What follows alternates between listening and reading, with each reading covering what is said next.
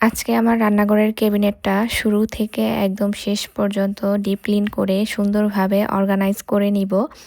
সেই সাথে তো ভিডিওর শেষে আমি পুরো কিচেনের ডিটেলস আর পুরো কিচেন ট্যুর আপনাদের সাথে শেয়ার করেছি, যেটা কিনা এর আগের হোম ট্যুরের ভিডিওতে আপনারা ডিটেলস দেখতে পারেননি। চলুন শুরু করা যাক। আসসালামু আলাইকুম এভরিওয়ান, আশা করছি সবাই অনেক বেশি ভালো আছেন। সবাইকে আরও একটি নিউ ডেইলি ব্লগে ওয়েলকাম করছি। ভিডিওর শুরুতে আপনারা বুঝতেই পেরেছেন যে আজকের ভিডিওটি কী নিয়ে হতে যাচ্ছে। আশা করছি আপনাদের কাছে অনেক বেশি ভালো লাগবে। সকালবেলা ওঠার পরে আমি ফ্রেশ হয়ে আমার ছেলেকে ঘুম থেকে উঠিয়ে নিলাম, কারণ সে কিন্তু ঘুম থেকে ওঠার পর অনেক বায়না ধরে, তাকে কিছুক্ষণ কুলে রাখা লাগে। তো সেই কাজটাই করছিলাম। পরে তাকে ঘুম থেকে উঠিয়ে তারপর আমি বিছানাটা গুছিয়ে নিলাম, কারণ আজকে যেহেতু কিচেনে ঢুকবো, মানে কিচেনের কাজগুলো খুবই ঝামেলার। তো সেটা তো আসলে বুঝতেই পারছেন, এর জন্য আগে এই দিকের কাজগুলো শেষ করে নিয়েছি। তো কিচেন পরিষ্কার করার আগে কিচেনের যে আমার নোংরা অবস্থায় আছে বা এলোমেলো অবস্থায় আছে সেটাই শেয়ার করছি। আজকের ব্লগটা আপনাদের কাছে একটু এলোমেলো লাগতে পারে। সবসময় তো আপনারা আমার গুছানো ভিডিও দেখেন বা গুছানো জিনিস দেখে অভ্যস্ত। তো আজকে সেই গোছানো জিনিসটাই আপনারা ভিডিওর লাস্টের দিকে দেখতে পারবেন। তো আগে থেকেই অগোছালো জিনিস আপনাদের সাথে শেয়ার করে নিচ্ছি। তো এখন আছে এই অবস্থায়, তারপরে এটার লুকটা আমি চেঞ্জ করব কিভাবে, সেটা দেখতে হলে তো ভিডিও শেষ পর্যন্ত আমার সাথেই থাকতে হবে। অনেক দিন ধরেই ভাবতেছিলাম আসলে এই ক্যাবিনেটগুলো গুছিয়ে নিব, কিন্তু সেই সময়টুকু আর হয়ে উঠছে না। কারণ এটা কিন্তু অনেকটা সময়ের ব্যাপার আর অনেকটা পরিশ্রমের কাজ। রান্নাঘর আসলে আমার কাছে একটা শান্তির জায়গা মনে হয়, কারণ বেশিরভাগ সময় কিন্তু এই জায়গাটাতে আমি মানে সময়টা পার করি আর কি। তো আমার কাছে মনে হয় এই জায়গাটা যদি বেশি পরিপাটি থাকে তাহলে আমার মনটা আরও বেশি ভালো হবে। এর জন্য চেষ্টা করি সবসময় এই জায়গাটাকে বেশি গুরুত্ব দিয়ে গুছানোর জন্য। যদিও অগুছালো জিনিস আমার একদমই পছন্দ না, আর রান্নাঘর যদি অগুছালো থাকে সেখানে তো আমি কোনো মতেই কাজ করতে পারি না, মনে শান্তি আসে না। আমি আগে পার্ট বাই পার্ট ক্যাবিনেট সাইডগুলো গুছাবো, মানে নামাবো, তারপর ক্লিন করব, তারপরে গুছিয়ে নিব। সবগুলো জিনিস যদি একসাথে নামাই তখন কিন্তু আমার গুছাতে অনেকটা ঝামেলায় পড়তে হবে আর কি, এলোমেলো লেগে যাবে।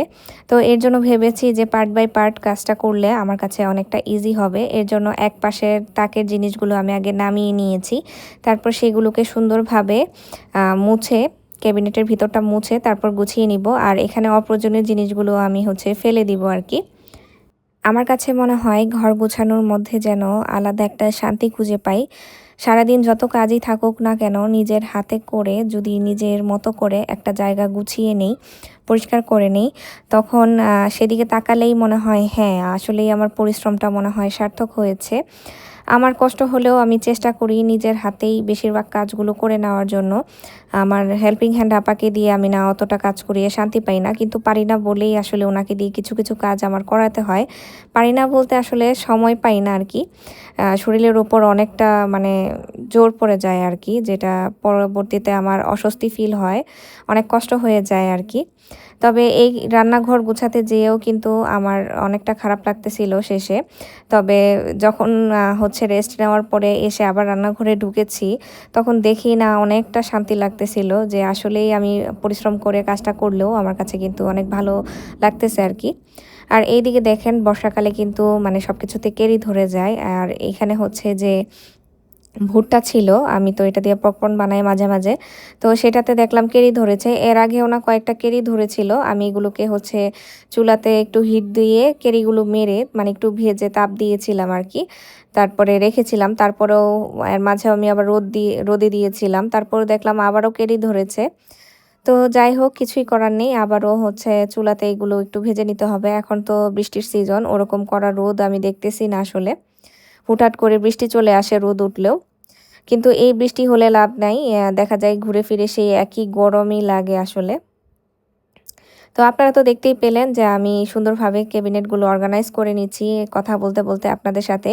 এগুলো তো আসলে আর ধরে ধরে বলার কিছু নেই, আর শেয়ার করছি এই কারণে, আসলে এই জিনিসগুলো গুছানো দেখলে আমার যেমন ভালো লাগে, আশা করি আপনাদের কাছেও ভালো লাগবে। সবসময় চেষ্টা করি যে জিনিসগুলো আমি রেগুলার ব্যবহার করি সেগুলো আমার হাতের নাগালে রাখার জন্য। এতে করে আমার খুঁজে পেতে অনেক বেশি সুবিধা হয়। আর ব্লেন্ডারটাও দেখলাম বেশ ময়লা হয়েছে। তো ভাবলাম যেহেতু পরিষ্কার করছি সবকিছুই পরিপাটি করে রাখি।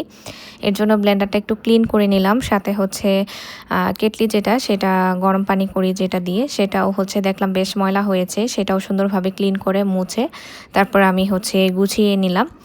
এটা আ যেই জিনিসগুলো আসলে আমার হচ্ছে প্রতিদিনের কাজ মানে প্রায় সময় লাগে, প্রতিদিন না হলেও ১-২ দিন পরে লাগে, সেগুলো চেষ্টা করি নিচের তাকটাতে রাখার জন্য। আর বাকি জিনিসগুলো আমি উপরের তাকে রেখে দেই।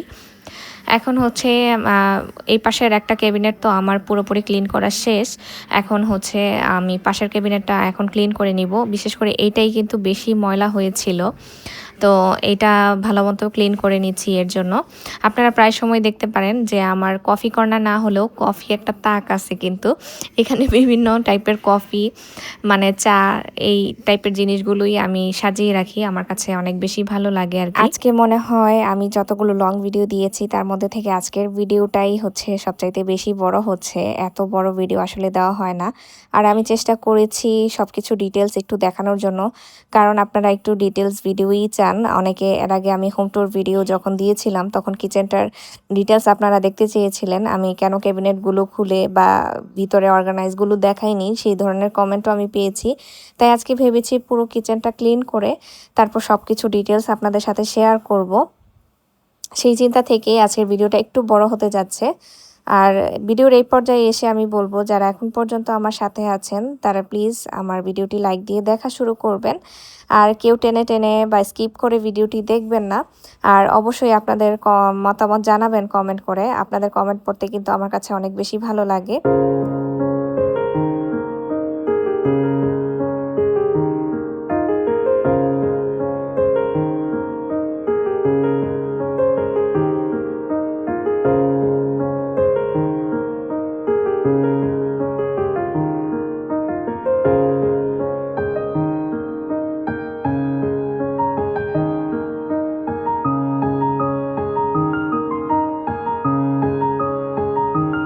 কাজ করতে করতে আমি অনেকটাই ক্লান্ত হয়ে গিয়েছি। তাই ভাবলাম ১ কাপ কফি খেয়ে কাজ করলে হয়তোবা কাজে আরও বেশি জোর পাবো। আর কফি খাচ্ছিলাম আর কিছু কথা ভাবছিলাম। তো ভাবলাম আপনাদের সাথেও শেয়ার করে ফেলি। আসলে আমরা যখন একটা সুন্দর ঘর দেখি শুধু এইটুকুই দেখি যে ঘরটা কে বানিয়েছে, কে টাকা দিয়ে জিনিসগুলো কিনেছে।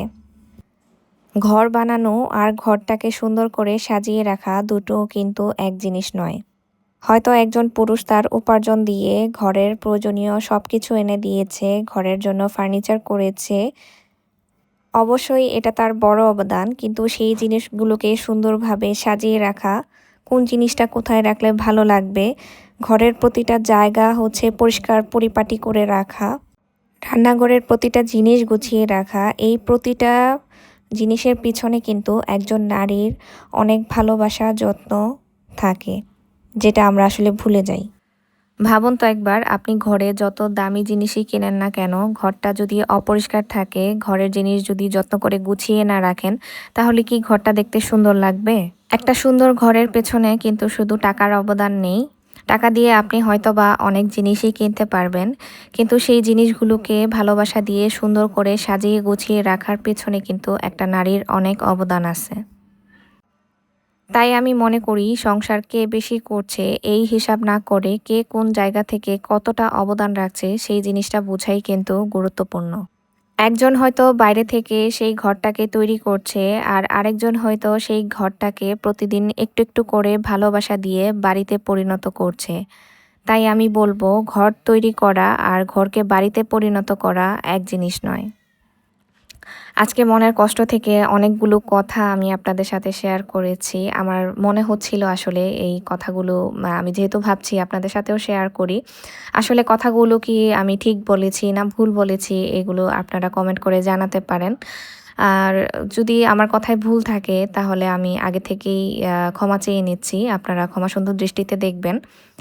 তো কথা বলতে বলতে কিন্তু আমি অনেক কাজই করে নিয়েছি। আপনারা আমার কথা শুনতে শুনতে হয়তোবা কাজগুলোও দেখে নিয়েছেন। এখন আমি ভাবলাম যে সবকিছু ক্লিন করেছি যেহেতু এখনও হচ্ছে মশলাগুলো আমি রিফিল করে নেই। তো এখানে হলুদ মরিচে যা আছে ধইনার গুঁড়া জিরার গুঁড়ো সবগুলোই হচ্ছে রিফিল করে নিচ্ছি আর একটু একটু করে ক্লিন করে নিচ্ছি।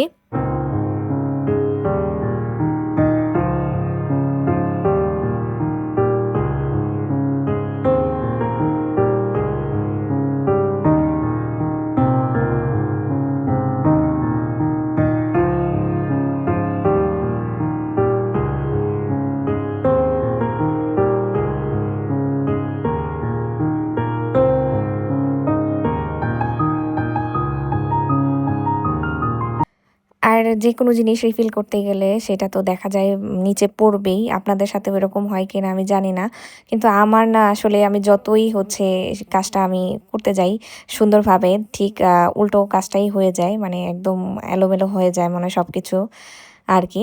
তো এদিকে হচ্ছে দারচিনিগুলো আমি ছোট, ছোট টুকরো করে তারপর বয়মে রেখে দিয়েছি। তেজপাতাগুলো আসলে ধুয়ে রাখার প্ল্যান ছিল কিন্তু বৃষ্টি দেখে সাহস করলাম না আর কি। তো এই রোদ এই বৃষ্টির কারণে দেখা যায় আবার ঝামেলায় পড়তে হবে তখন এগুলো আরও নষ্ট হবে। তো আমি করেছি কি ওইভাবেই ছোট, ছোট টুকরা করে তারপরে বয়মে রেখে দিয়েছি। যখন রান্না করব তার আগে যেই কয় পিস লাগবে মানে তেজপাতা ওগুলো ধুয়ে তারপর রান্না করে নেব। তো এই তো আমার সবকিছু মোটামুটি ক্লিন করা শেষ অবশেষে। কিন্তু আপনারা তো কিছুক্ষণের মানে ভিডিও দেখেন, ছোট, ছোট মুহূর্তগুলো দেখেন। যদিও আমি একটু ডিটেইলস শেয়ার করেছি সবকিছু কিন্তু এটা কিন্তু অনেকটা সময় লেগেছে আমার করতে। যেহেতু পুরো রান্নাঘরই আমি একটু, একটু করে ক্লিন করে নিয়েছি আরকি। তো এইদিকে হচ্ছে চিমনির উপরেও দেখলাম বেশ হচ্ছে তেল চিটচিটে ভাব হয়েছিল। এটা কয়দিন পর পরই আমি আসলে ক্লিন করি। এতে করে হয় কি মানে ইজিলি ক্লিন করা যায়। অনেকদিন চলে গেলে কিন্তু জিনিসগুলো দেখবেন অনেকটা বেশি তেল কাজটা পড়ে যায় যেটা আসলে পরিষ্কার করতে অনেক অসুবিধা হয়। তো রান্নাঘরের যে ভিতরের ক্যাবিনেট তো আমি গুছিয়ে নিয়েছি। এখন বাহিরের অংশটুকু আমি হচ্ছে ক্লিন করে নিব। যেহেতু কিছুদিন পর পরই জিনিসগুলো আমি ক্লিন করার চেষ্টা করি, এর জন্য কিন্তু ওরকম একটা তেল চিটচিটে যে ভাব সেটা হয় না আরকি। তো এর জন্য আসলে কোনো কিছু দিয়ে ওইভাবে যে ডিপলি ক্লিন করা দরকার ওইটাও না আসলে। আমি জাস্ট একটা নেট নিয়ে সেখানে একটু ডিটারজেন্ট পাউডার নিয়ে আর হচ্ছে একটু ফেনা, ফেনা করে ঘষে, ঘষে মুছে নিচ্ছিলাম। এতে করেই না পুরো জিনিসটা একদম ক্লিন হয়ে যায়। মানে অত একটা ঝামেলা করতে হয় না। এখন যে পানির ফিল্টারটা সেটাও আমি হচ্ছে ক্লিন করে মুছে নিচ্ছি সুন্দর করে। আসলে মাছির যন্ত্রণাটাই আসলে বেশি। এখানে মাছি বসে, বসে তারপর জায়গাগুলো না আসলে নোংরা করে ফেলে। তো এর জন্য আসলে এই অবস্থা হয়। মানে ক্লিন করাটা আসলে বেশি দরকার হয় আরকি। তারপর তো সব কাজ শেষ করে দুপুরে খাওয়া-দাওয়া করে আমি হচ্ছে রেস্ট নিয়েছি। এটা হচ্ছে বিকেলবেলা। তো বিকেলবেলা দেখলাম আকাশটা খুবই সুন্দর লাগতেছিল। ভাবলাম আপনাদের সাথে একটু শেয়ার করি। আর এখন আমার পুরো কিচেনের ফাইনাল লুকটা আপনাদের সাথে শেয়ার করব। ডিটেইলস আমি দেখিয়ে দিব। কিভাবে কি রেখেছি আর কোথায় কি রাখি। তো এটা হচ্ছে কিচেনের দরজাটা। দরজাটা এখন আমি খুলে তারপর হচ্ছে কিচেনে প্রবেশ করতেছি।